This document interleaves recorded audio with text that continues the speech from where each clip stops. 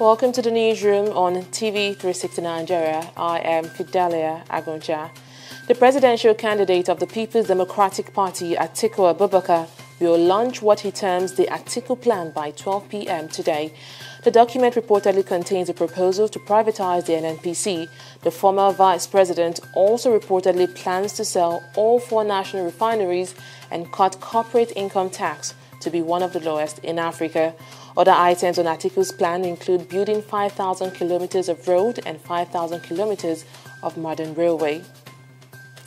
President Muhammadu Buhari has kicked off his presidential campaign with an appeal to politicians to go about their campaigns peacefully. Buhari, who is seeking a second term in office, launched his re-election bid with the slogan, "Next Level." He says his administration had recorded milestones in the last 3 years and is looking forward to fulfilling more if given a new term.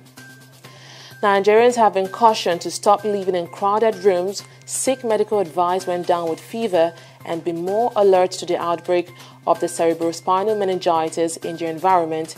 This advice was given by the Nigeria Center for Disease Control, NCDC. It comes with the announcement of the beginning of the CSM season in Nigeria, which usually starts from November to June, with a peak in April. The toll from the deadliest and most destructive wildfire in California has risen to 77. Meanwhile, the number of people unaccounted for has fallen to 993, down from a peak of more than 1,200.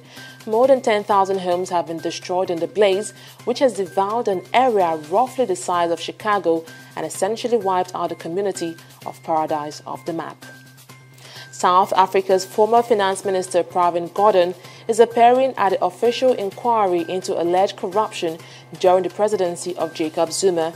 The inquiry, chaired by the country's Deputy Chief Justice Raymond Zondo, is looking into allegations that wealthy business family the Guptas exercised undue political influence over decisions made by President Zuma.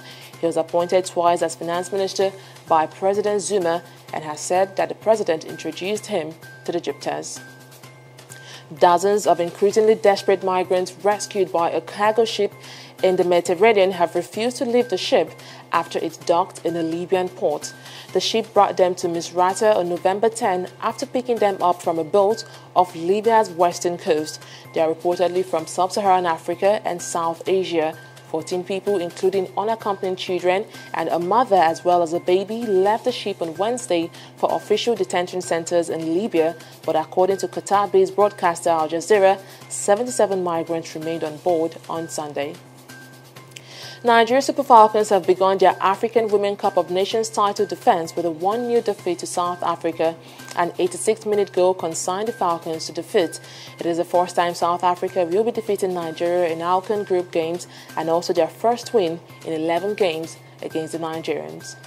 And in Europe, Belgium coach Roberto Martinez lamented his team's failure to defend an early 2-goal lead during a shocking 5-2 loss to Switzerland in the Nations League on Sunday. A Thorgan Hazard brace had Belgium in control, only for the hosts to take the lead before halftime, booking a place in the Nations League finals. Alexander Zverev stunned world number 1 Novak Djokovic in straight sets to win the season-ending ATP Finals and earning the biggest victory of his career. Djokovic was the heavy favorite to win a 6th final title, but was outclassed 6-4, 6-3 by the German. Well, that's it on the newsroom. Thank you so much for being a part of it. I am Fidelia Agunja. Thanks for watching.